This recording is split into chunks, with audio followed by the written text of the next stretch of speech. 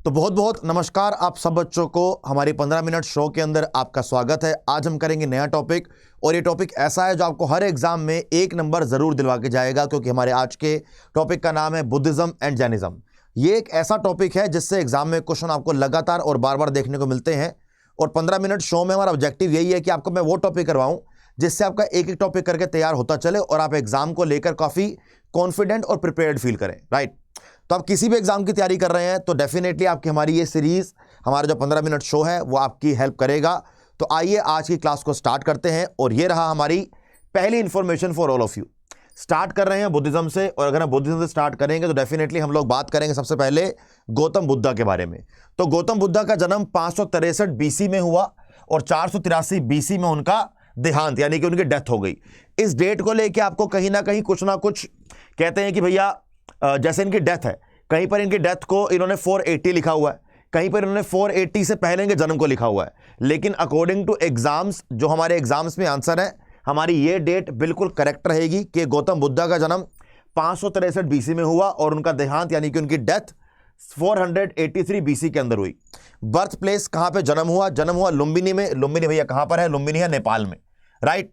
Name, बचपन में गौतम बुद्धा का नाम क्या था? Siddharth Gautam is the correct answer. Right. Death place, उनके डेथ कहां पे हुई? खुशीनगर, उत्तर प्रदेश में। स्पाउस यानी कि उनकी वाइफ का नाम, उनकी बीवी का नाम, पार्टनर का नाम क्या था? यशोधरा। उनके बेटे का नाम, चिल्ड्रन का नाम था राहुल। उनके फादर का नाम शुद्धो धम्मा या शुद्धो धन्ना, आप जो मन करे बोल सकते हैं। मदर माया देवी। अब एग्जाम में क्वेश्चन ये वाला कई बार आया है कि गौतम बुद्धा कौन सी डायनेस्टी से बिलोंग करते थे। देखो, जब भी एग्जाम में क्वेश्चन आए गौतम बुद्धा को लेके, डायनेस्टी को लेके, तो आपने उनकी फादर की डायनेस्टी को ध्यान रखना है कि इनके जो फादर थे वो किंग थे शक्या डायनेस्टी के।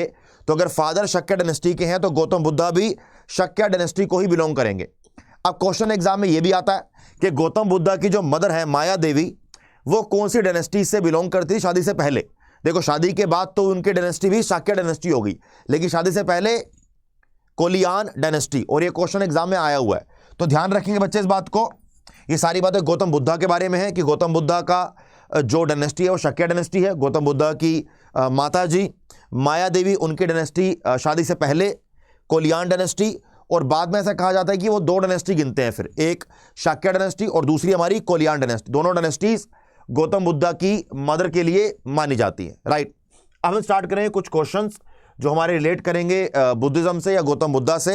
तो ये रहा आपके सामने क्लास का पहला क्वेश्चन कि largest Buddhist temple in the world is located in, यानी कि दुनिया में अगर मैं बुद्धिज्म का पूछूं कि सबसे बड़ा टेंपल कहां पर है, तो right answer is Indonesia is the correct answer. Right answer is Indonesia is the correct answer. इसके साथ अगर हम आगे बढ़ेंगे तो कुछ डिटेल इसके बारे में कि बोरोबुदूर टेंपल का नाम है और काफी बड़ा टेंपल है, कॉम्प्लेक्स टाइप है ये।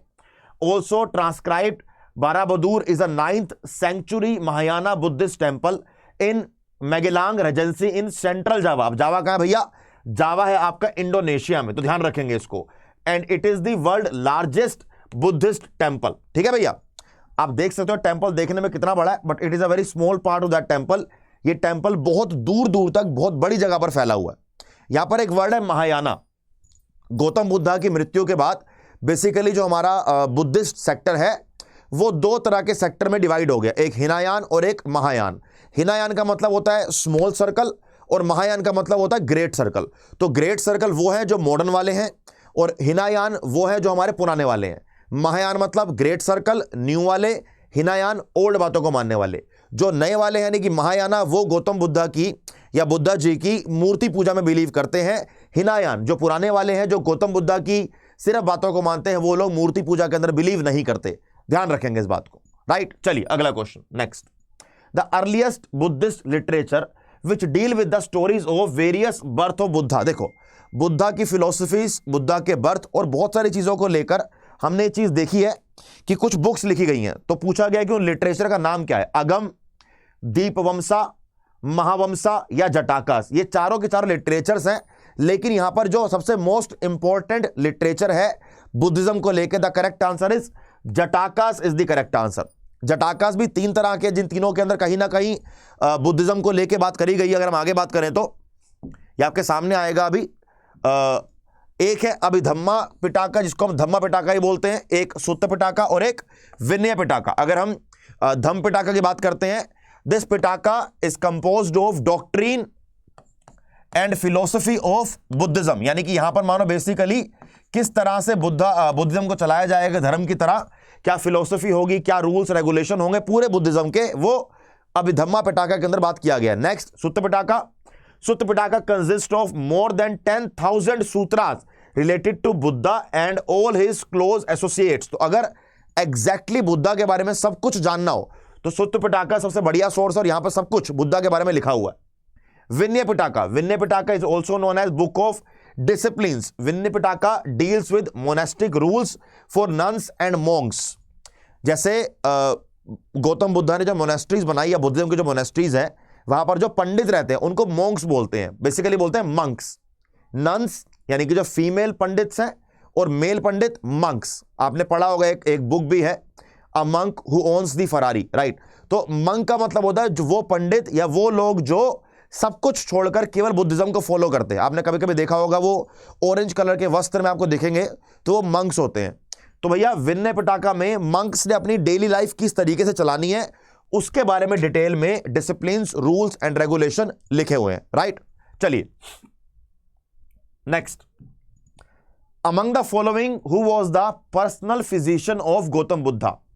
गौतम बुद्धा का पर्सनल फिजिशियन और बिंबिसार जिन्होंने हरियाणा का डायनेस्टी की फाउंडेशन रखी थी, उन दोनों के पर्सनल जो फिजिशियन है वो सेम है। वैसे तो आपको दिख रहा होगा, चारों नाम पढ़े हैं आपने, चारों आपने नाम कहीं ना कहीं सुने होंगे एंशिएंट हिस्ट्री पढ़ते हुए, but the correct answer is Jeevika is the correct answer.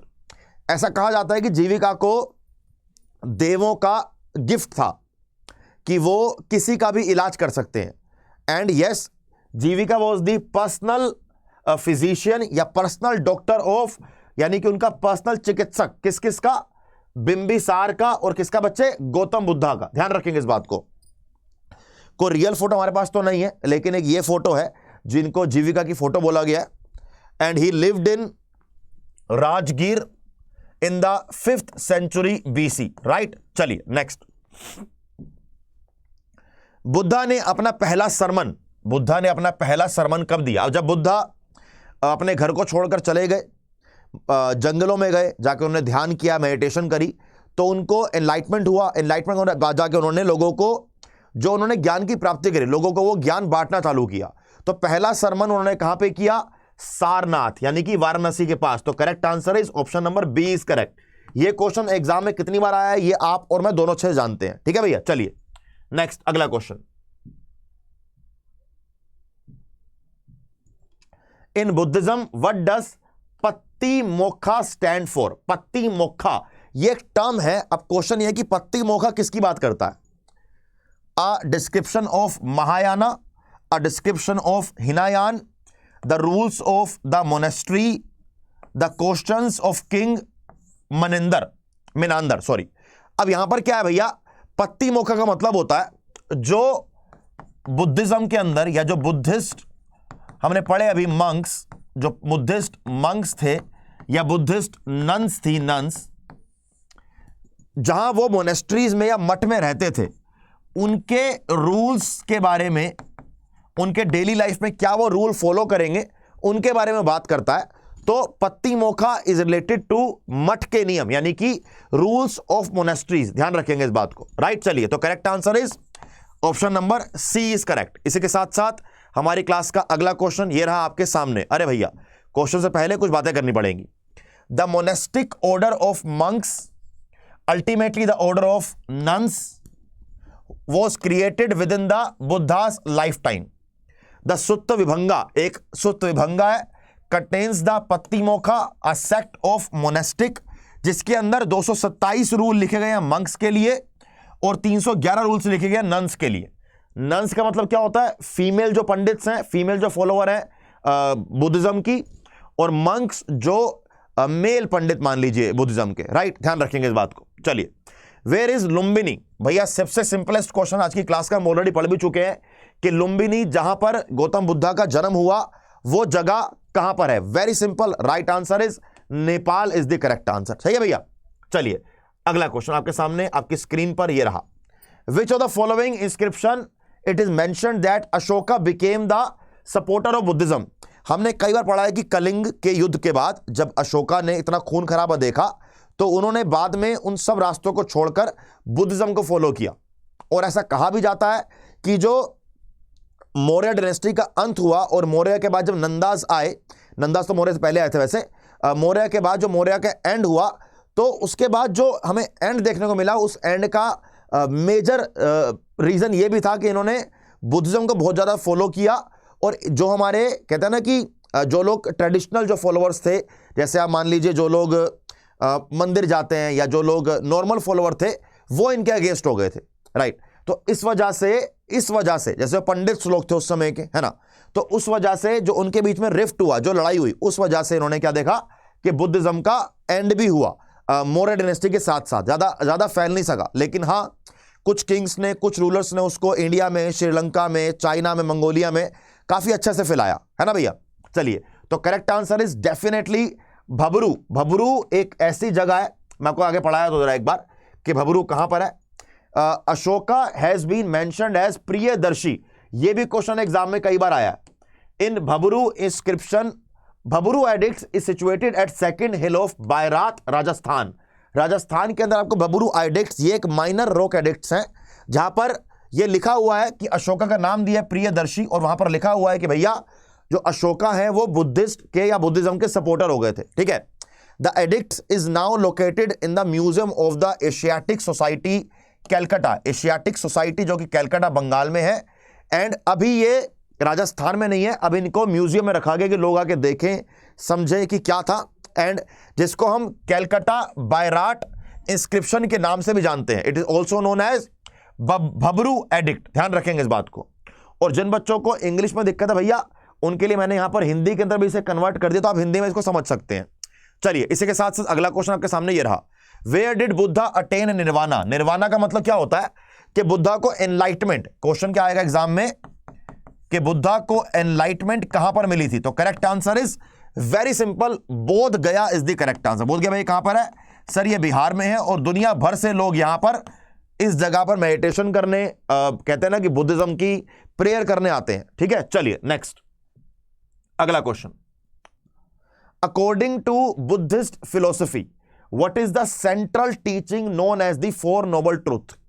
कि चार नोबल ट्रूथ कौन से हैं बुद्धिज्म के, ये क्वेश्चन पूछा गया। हम लोग जानते हैं बड़े अच्छे से, देखो इस क्वेश्चन का आंसर करेक्ट है बी। मैं आपको पढ़ाना चाहूंगा इसके बारे में, क्या बोलते हैं basically, the truth of suffering. वो कहते हैं कि सच्चाई क्या है ना, जो हम सफर कर रहे हैं, उस सफर करने की जो हमारी परेशानी है, उसको सफरिंग का हमारा रीजन है कि हमारी डिजायर्स हैं, ठीक है। अब हमने क्या करना है इसमें, ट्रूथ ऑफ सफरिंग को ढूंढना है, ठीक है। The truth of cause of suffering, कि सफरिंग हमें हो क्यों रही है, कि हमारी जो डिजायर है, डिजायर हमें किस चीज की, डिजायर हमें क्यों हो रही है। उसके बाद the truth of the solution of suffering, कि आपको जो सफरिंग है, अगर आपने सफरिंग ढूंढ ली है तो उसका सॉल्यूशन ढूंढो। सॉल्यूशन ढूंढने के बाद आपको right implementation, the truth of the path to the solution of suffering. Right answer is B. इसके साथ हम आगे चलेंगे बच्चे, डी नहीं होगा, बी होगा, ठीक है। चलिए, ये चार ट्रूथ है गौतम बुद्धा के, जिसको आप अच्छे समझ लीजिए, पढ़ लीजिए, एग्जाम में कई बार आता है। पहला है ट्रूथ ऑफ सफरिंग, कि भैया आपको सफरिंग हो क्यों रही है। Second, find cause of suffering, कि सफरिंग के कोज को फाइंड करो। उसके बाद अगर आपने कोज को ढूंढ लिया, देन फाइंड दी सॉल्यूशन, उसके सॉल्यूशन को ढूंढो। जैसे मानो कि आपका एग्जाम है, अब आपके एग्जाम में मॉक टेस्ट दे रहे हो, आपके मॉक में नंबर अच्छे नहीं आ रहे हैं, तो पहले ढूंढो कि नंबर अच्छे क्यों नहीं आ रहे हैं, सफरिंग क्या, परेशानी क्या है। किसी के रीजनिंग में अच्छे नहीं आ रहे, अब रीजनिंग पता लग गया, अब आपने सफरिंग का कोज ढूंढ लिया कि आपके बेसिक्स क्लियर नहीं है, आपने कोज ढूंढ लिया, ठीक है। फिर सोचो कि सॉल्यूशन क्या होगा, उसका सॉल्यूशन क्या है कि बेसिक्स क्लियर करने हैं, और उसके बाद आपने जो सॉल्यूशन ढूंढ लिया है उसका इंप्लीमेंटेशन। जब मैं ये चार चीजों को पढ़ता हूं तो मुझे बात क्या समझ आती है कि आप जिंदगी के किसी भी मोड़ पर हैं, आप इन चार चीजों को माइंड में रखकर आप किसी भी पॉइंट पर सॉल्यूशन निकाल सकते हैं, राइट। इसके साथ साथ गौतम बुद्धा का एक चीज और काफी इंपॉर्टेंट है, ये आपके जो 8 पाथ हैं कि आपने कौन कौन से 8 पाथ फॉलो करने हैं। भाई फॉलो करो मत करो मर्जी आपकी, लेकिन इसको याद करना है, एग्जाम में कई बार आते हैं। पहला क्या है हमारा, right view, that is know the truth. Second क्या है हमारा, right intention, free your mind from evil, यानी कि आपके मन में जो उल्टे सीधे विचार चलते हो, नेगेटिव विचार चलते हो, उसको यहां पर एंड कर दो, ठीक है।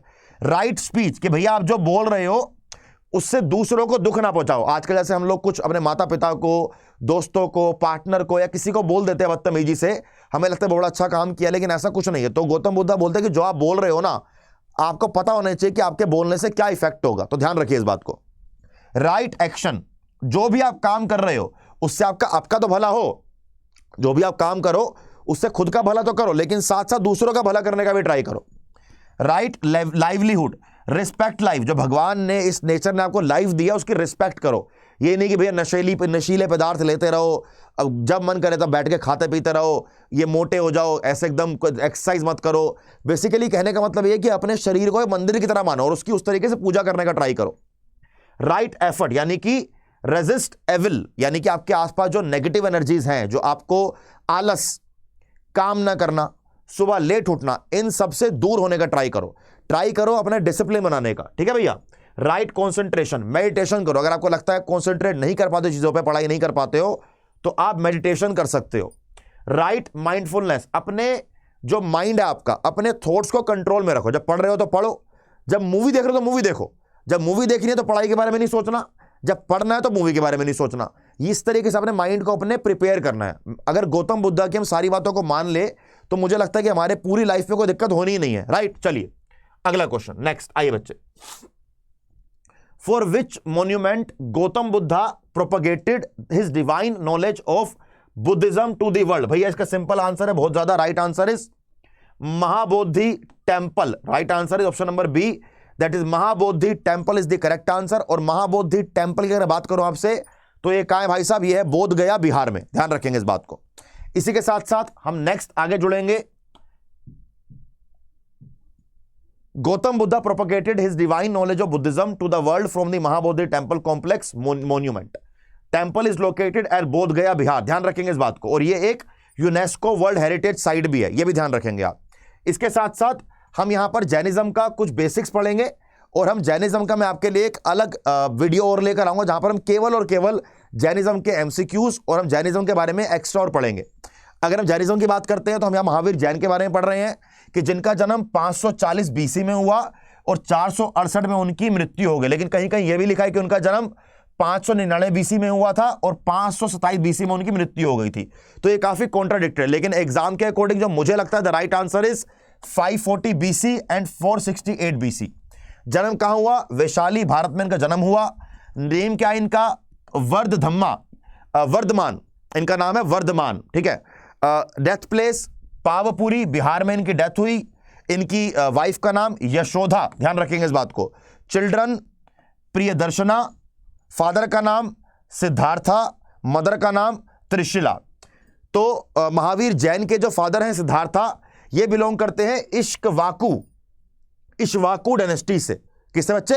इक्ष्वाकु डायनेस्टी से। ऐसा कहा जाता है कि भगवान श्री राम भी इक्ष्वाकु डायनेस्टी से ही बिलोंग करते थे ना। लास्ट में त्रिशाला मदर, भैया ये कोलियान डायनेस्टी तो गौतम बुद्धा की मदर के लिए, तो यहां पर ये गलत होगा। ठीक है भैया। तो इसी के साथ साथ हम आज के सेशन को एंड करेंगे। जैनिज्म के लिए हम एमसीक्यूज बहुत जल्दी दोबारा एक अलग सेशन करेंगे। ठीक है भैया। तो अगर आप में से कोई बच्चा हमारे साथ जुड़ना चाहता है, हमारे कोर्स को लेना चाहता है, तो आप मेरा कोड Y724 लगाकर एसएससी के सारे एग्जाम्स की तैयारी करने के लिए आप यहां पर हमारा एसएससी का महापैक ले सकते हैं अगर आपको नीड लगे तो। अदरवाइज इस वीडियो की पीडीएफ के लिए ऐप को डाउनलोड कीजिए। ऐप का लिंक वीडियो के डिस्क्रिप्शन में है। और अगर आपको वीडियो पसंद आई तो वीडियो को लाइक करें, वीडियो को शेयर भी करें और साथ साथ अपने दोस्तों के साथ बोलें कि चैनल को सब्सक्राइब भी किया जाए। राइट, जय हिंद।